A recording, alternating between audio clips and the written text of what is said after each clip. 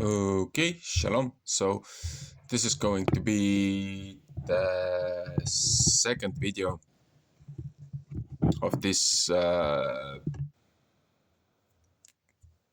fourth attempt going into Book of Enoch for the perpetual calendar series, and most likely the video screen won't show very well maybe what's on the tablet, because I have to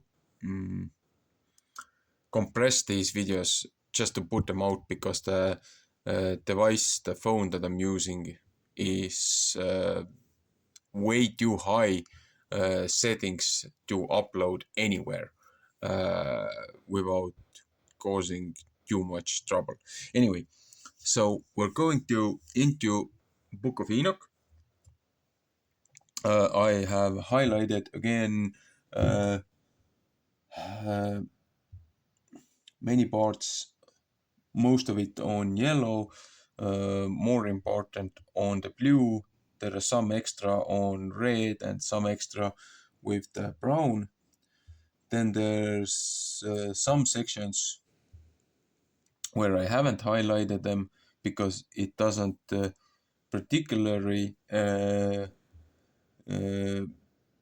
go with the calendar parts. And then again, there are these sections that I have been highlighting.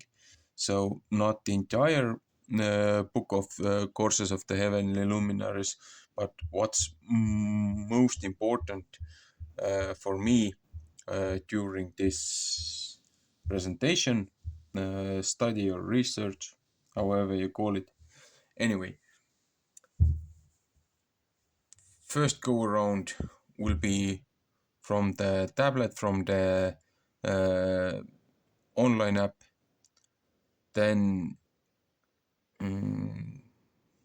creators willing, I'll be going into the physical books that have different divisions and different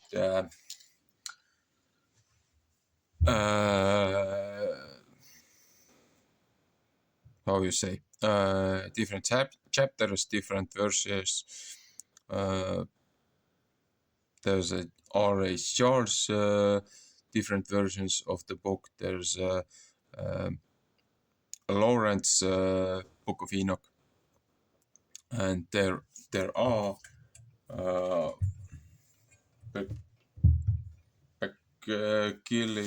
peculiarities. Anyway, differences. So let's go into the this version of the 1611 King JV with the Africa Book of Enoch, chapter 71.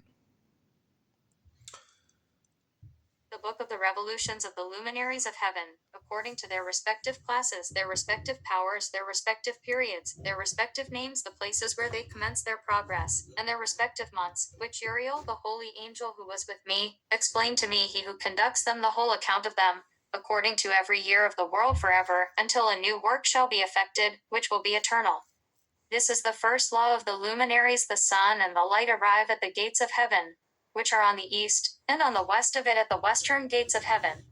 I beheld the gates whence the sun goes forth, and the gates where the sun sets, in which gates also the moon rises and sets, and I beheld the conductors of the stars, among those who precede them. 6 gates were at the rising, and 6 at the setting of the sun. All these respectively, one after another, are on a level, and numerous windows are on the right and on the left sides of those gates.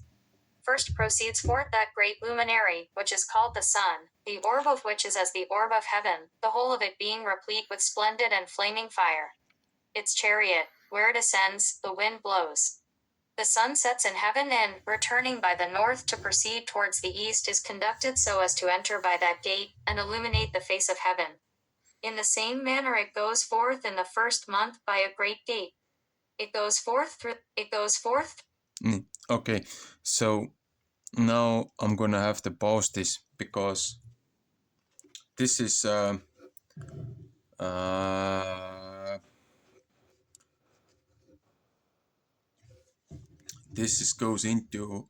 this one goes into directly the part that I put on the side here, the format for the Gradus calendar.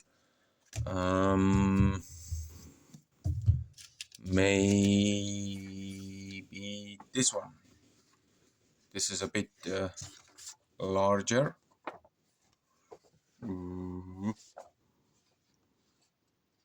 Maybe you can zoom in or whatever. But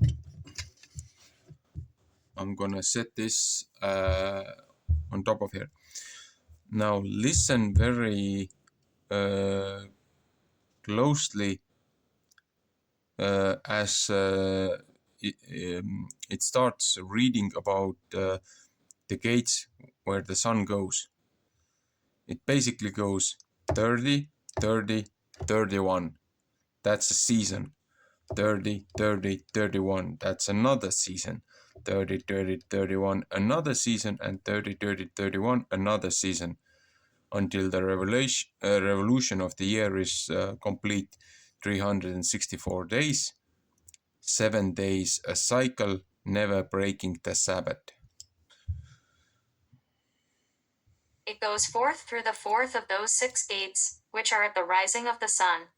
And in the 4th gate, through which the sun with the moon proceeds in the first part of it, there are 12 open windows from which issues out a flame, when they are opened at their proper periods. When the sun rises in heaven, it goes forth through this 4th gate 30 days, and by the 4th gate in the west of heaven on a level with it descends.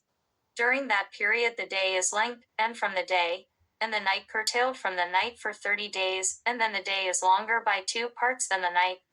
The day is precisely 10 parts, and the night is 8. The sun goes forth through this 4th gate, and sets in it, and turns to the 5th gate during 30 days, after which it proceeds from and sets in the 5th gate. Then the day becomes lengthened by a second portion, so that it is 11 parts, while the night becomes shortened, and is only 7 parts. The sun now returns to the east, entering into the 6th gate, and rising and setting in the 6th gate 31 days on account of its signs. At that period the day is longer than the night, being twice as long as the night, and becomes 12 parts. But the night is shortened, and becomes 6 parts. Then the sun rises up that the day may be shortened, and the night lengthened. And the sun returns towards the east, entering into the 6th gate, where it rises and sets for 30 days. When that period is completed, the day becomes shortened precisely 1 part, so that it is 11 parts, while the night is 7 parts. Then the sun goes from the west, from that 6th gate, and proceeds eastwards, rising in the 5th gate for 30 days, and setting again westwards in the 5th gate of the west. At that period the day becomes shortened 2 parts, and is 10 parts, while the night is 8 parts. Then the sun goes from the 5th gate, as it sets in the 5th gate of the west, and rises in the 4th gate for 31 days on account of its signs, setting in the west. At that period the day is made equal with the night, and being equal with it, the night becomes 9 parts, and the day 9 parts. Then the sun goes from that. So again, after 2 times the cycle, 30, 30, 31, 30, 30, 31, that's half a year. So it's already equal day and night again. Now it starts going back to the proper position up till the point till the day is again on the 31st day of the end of the third seasonal third month. It's the end of the year on the 12th month on the 31st day. The day and night are same length. So probably when I cut this one out, I'm gonna have to restart from it. Then the sun goes from that gate, as it sets in the west, and returning to the east proceeds by the 3rd gate for 30 days, setting in the west at the 3rd gate. At that period the night is length, and from the day during 30 mornings, and the day is curtailed from the day during 30 days, the night being 10 parts precisely, and the day 8 parts. The sun now goes from the third gate, as it sets in the third gate in the west, but returning to the east it proceeds by the second gate of the east for 30 days. In like manner also it sets in the second gate, in the west of heaven. At that period the night is 11 parts, and the day 7 parts. Then the sun goes at that time from the second gate, as it sets in the second gate in the west, but returns to the east, proceeding by the first gate for 31 days, and sets in the west in the first gate. At that period the night is length, and as much again as the day. It is 12 parts precisely, while the day is 6 parts. The sun has thus completed its beginnings, and a second time goes round from these beginnings. Into that gate it enters for 30 days, and sets in the west, in the opposite part of heaven. At that period the night is contracted in its length a fourth part, that is one portion, and becomes 11 parts. The day is 7 parts. Then the sun returns and enters into the second gate of the east. It returns by these beginnings 30 days, rising and setting. At that period the night is contracted in its length, it becomes 10 parts, and the day 8 parts. Then the sun goes from that second gate, and sets in the west, but returns to the east, and rises in the east in the third gate, 31 days, setting in the west of heaven.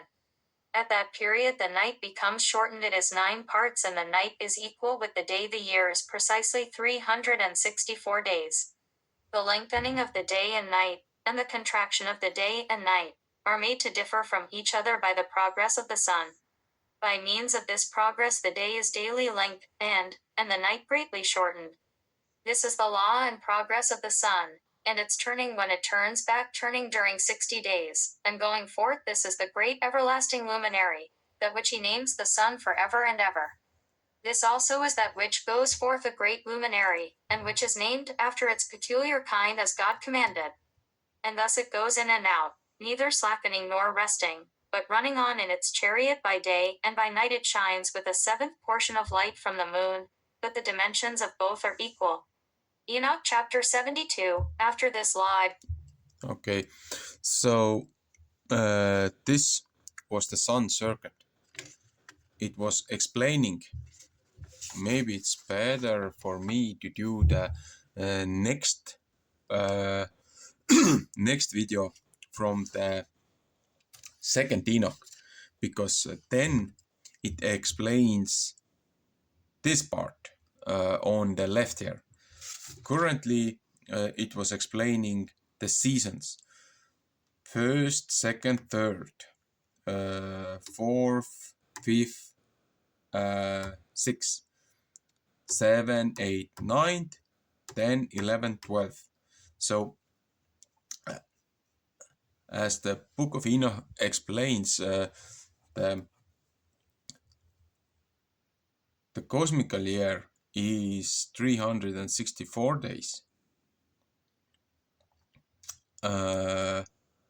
And with it, each season has 91 days, because it says 30, 30, 31, 30, 30, 31, 30, 30, 31, 30, 30, 31. So this is this part. And it starts, actually, the end of the year, it says it's when it returns to the fourth gate, it's equal day, equal night. That 364th day is equal day, equal night, and the first day is slightly longer. Then it's the first day of the year. Now, I'm gonna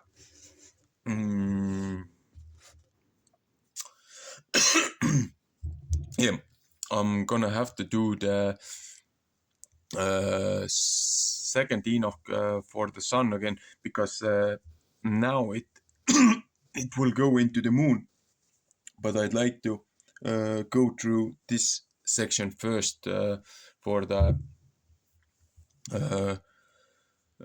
explanation of the base plate, or the not the base plate, but the uh, second layer of the sundial. Okay, so shalom.